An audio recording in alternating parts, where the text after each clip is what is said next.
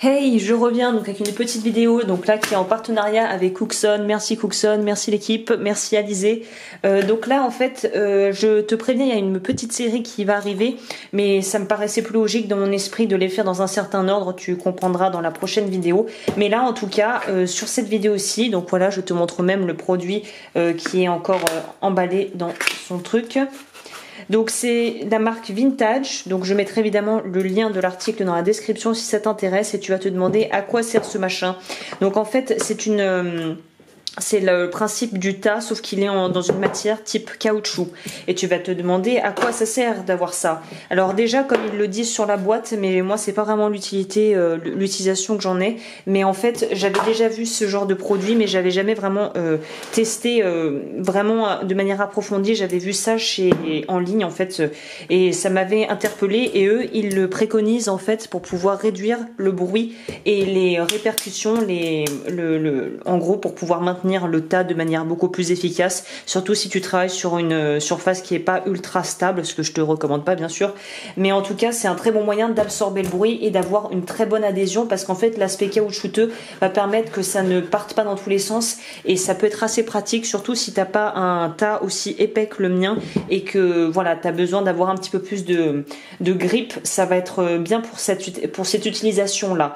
Moi, la raison pour laquelle je te préconiserais cette petite chose, c'est en fait pour maintenir par exemple là tu vois j'ai un anneau, ça serait pour maintenir les choses pendant le pré-polissage, ou même pendant que tu peux faire soit le poli, le pré-poli. Moi j'utilise ça plutôt avec des brosses en fait pour le pré-polissage, parce qu'en fait la texture va permettre de vraiment que ça adhère plus, et aussi pour l'estampillage je recommanderais fortement ça pour du martelage ou des choses comme ça. Bon, ça va abîmer la partie supérieure, donc je te conseille comme pour le tas d'avoir une partie qui restera tout le temps clean et nette et qui sera que pour les finitions, et une partie que tu pourras un petit peu malmener, sachant que tu ne vas pas estampiller des lettrages, mais si c'est pour des petites travaux, des petites retouches, ou par exemple tout simplement tu veux aplatir, t'as un anneau, l'anneau est pas très droit ou le fil n'est pas très droit, ce que tu peux faire c'est en fait utiliser le tas comme base.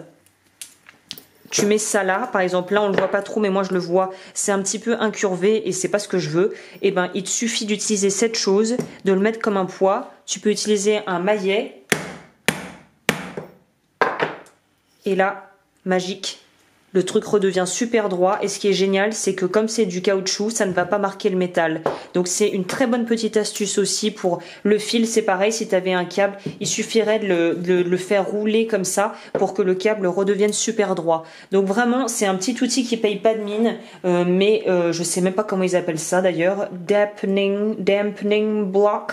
Oui, donc eux ils disent que ça serait plutôt pour le martelage, mais moi je te conseillerais plutôt ça pour pouvoir mettre aplatir des choses ou remettre droite des choses. Donc ou aussi pour des tout petits travaux du style pré-poli, des choses comme ça. L'adhésion, la bonne grippe permet d'avoir une bonne adhésion et de pas marquer le métal surtout. Donc voilà, petit outil qui est super pratique et que je te recommande fortement parce que c'est un bon essentiel à avoir dans son établi. Bah écoute, je reviens bientôt avec une autre vidéo. Pour ceux qui veulent déjà savoir ce que ça sera le polissage, la quête du poli parfait continue. Donc je reviendrai avec les autres produits que je mentionnerai dans la prochaine vidéo. Bah écoute, je te dis à la prochaine. Ciao!